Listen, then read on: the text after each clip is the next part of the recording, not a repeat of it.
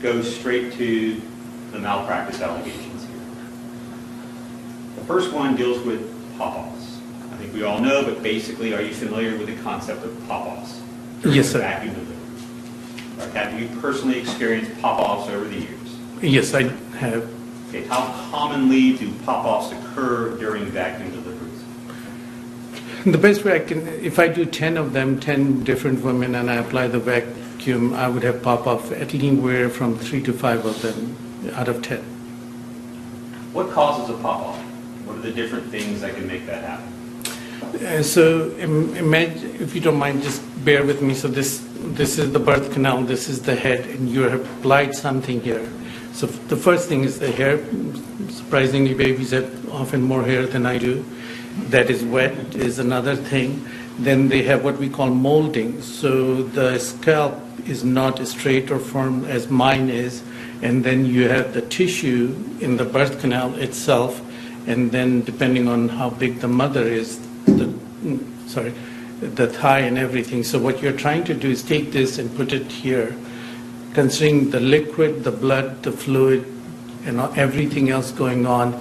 I'm surprised that it's only in 3 to 5, but pop-offs with vacuum is quite common, and it is any one of those reasons, no one reason, which I would say is the major reason, but it's the combination of all of them.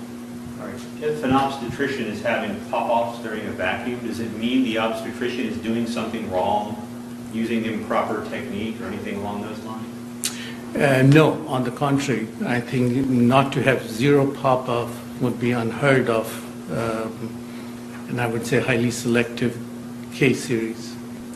As a general matter, are pop-offs dangerous? Are they? No, matter of fact, the vacuum, one of the strength or the reason, so there are two, one is the forceps, we call it the salad prong.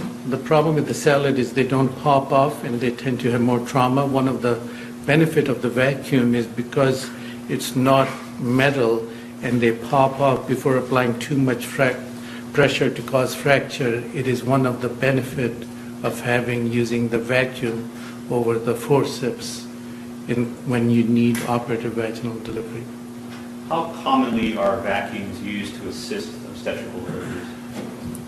Across the country, the number we quote is if there are 100 women delivering, about 1 to 3 will need vacuum and or operative delivery. So if you pick one, most people specialize, so I would say at best about 3 in 100. Okay. Are vacuums commonly available in obstetrical suites? Is it a standard technique that's available to obstetricians? Yes, it is, because we often use them during C-section also. So it is one of the more common instruments available in all OR. All right, doctor, let's get right to the 2 pop-off rule.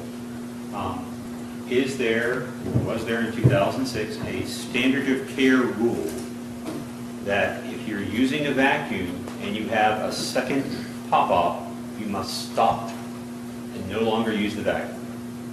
Is there such a rule that you're familiar with? I'm not familiar with it. The only place I heard of that 2 pop-off and stop is in this case. I've never read it personally. I've not taught that. I personally don't practice that. Were you taught that there is a 2 pop-off rule in obstetrics? Is that part of your training? I cannot recall, and I highly doubt it.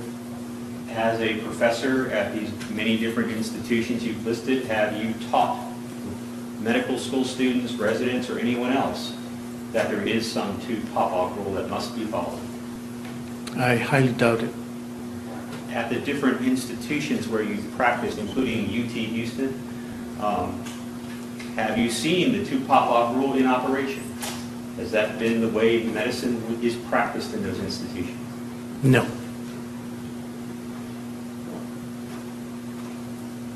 What is the significance of pop-offs? What should they tell an obstetrician if you're getting pop-offs?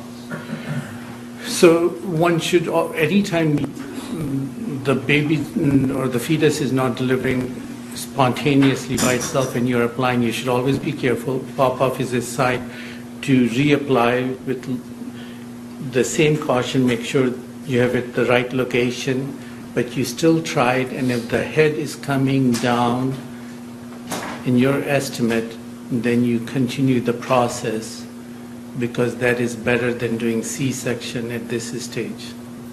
And why is it that the main consideration is progress? Is the head coming down? If the head is not coming down, then there is a reason for obstruction and it will not deliver with the vacuum or the forceps, then you should go to a C-section. But if the head is coming down, that is a very good sign or a reliable evidence that this will continue to be a successful vaginal delivery. As of 2006, was there any, say, ACOG published literature saying that there's a 2 pop-off rule, hard and fast, after 2 stop? No, I'm not aware of one. Are you aware of any peer-reviewed obstetrical literature that existed as of November 3/4/2006 saying, if you get 2 pop-offs, stop? I'm not aware of one. Now, we've seen in the courtroom some a package insert, I guess it's called, from Kiwi, a manufacturer of vacuums, that says 2 pop-offs. Did that come up in this case during your involvement? And that's the first time I saw that. All right. Now, my question is this. As an obstetrician with your training background and experience, why don't you follow what's in the Kiwi pamphlet? Why not use that as the Bible? Because I would say that we belong to American College of OBGYN, and they do a very nice job of synthesizing the literature.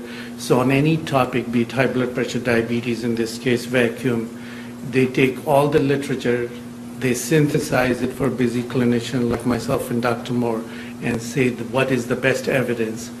If it doesn't percolate to it, in my opinion, it does not exist.